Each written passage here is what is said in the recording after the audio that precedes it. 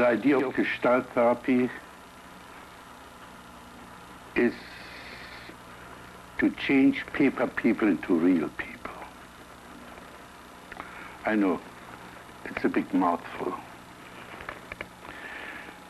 And to make the hollow man of our time come to life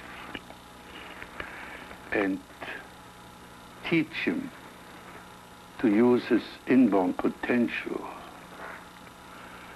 and being, let's say, a leader without a rebel, having a center instead of living lopsided. All these ideas sound very demanding,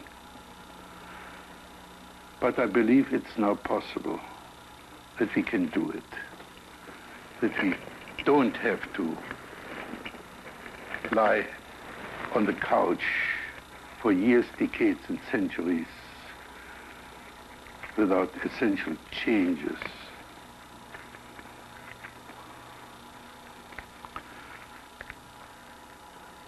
The condition under which this can be achieved is this.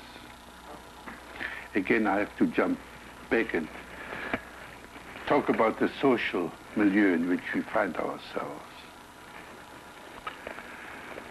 In the previous decades, he lived for what is right.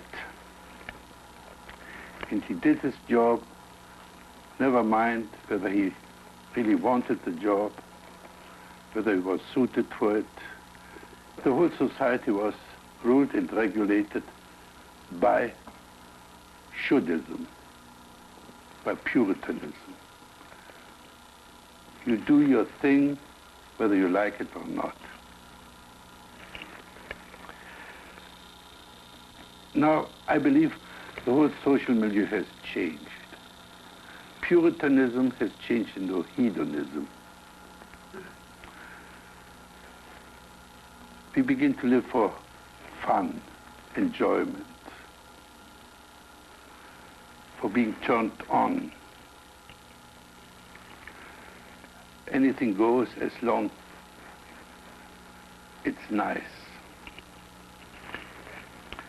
It sounds good too. Sounds superior to moralism. It has, however, a very serious setback. Namely, that we have become phobic towards pain and suffering. Let me repeat that word. We have become phobic towards pain and suffering.